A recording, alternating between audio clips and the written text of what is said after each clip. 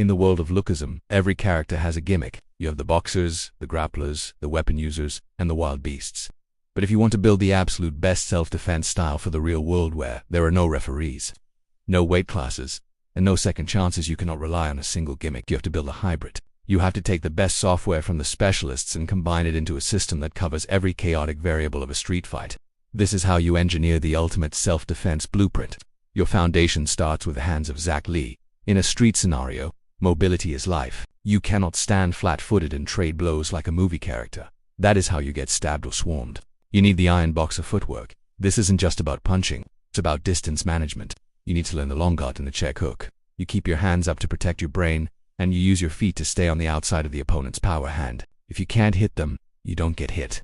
This is your first layer of defense, not being there when the punch arrives. However, boxing has a fatal flaw. It doesn't have stopping power against a drugged or enraged attacker, and it breaks your hands. This is where we graft on the hardware of Vasco and Gunpark. We are talking about Muay Thai and Kyokushin karate. In self-defense, you don't punch the head. You destroy the base. You need to master the low kick. A hard shin to the thigh nerve or the knee joint instantly compromises an attacker's ability to chase you, and when the distance closes, you don't box. You enter the clinch. This is Vasco's domain. You grab the back of their neck, control their posture, and drive knees into the stomach. It is brutal, it is gross, and it ends fights in seconds without risking a broken hand. But what happens if you get grabbed? What if they tackle you? This is where 90% of strikers fail. To fix this, we steal the anti-grappling of Engin. Notice I said anti-grappling in a street fight. You do not want to go to the ground like a jiu-jitsu athlete. The ground is lava. There could be broken glass, or the attacker could have friends. You learn judo and wrestling specifically to stay standing. You need to master the sprawl. When someone dives for your legs, you drop your hips and smash them into the pavement. You learn grip fighting to strip their hands off your jacket or shirt instantly. You use Vengin's leverage not to submit them, but to throw them away from you so you can escape.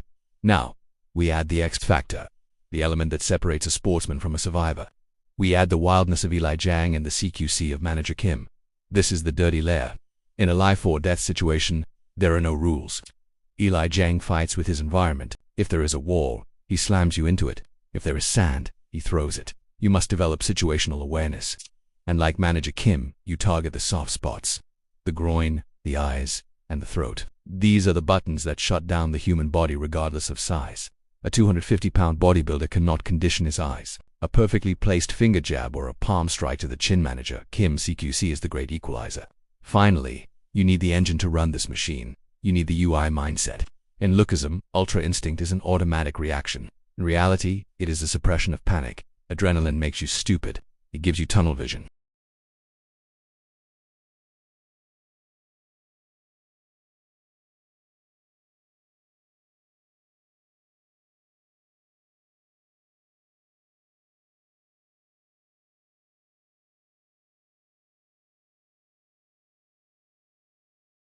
Wrestle like Veng to stay on your feet.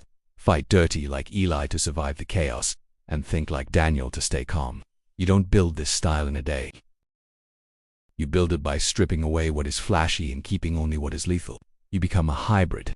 You become the protagonist of your own life.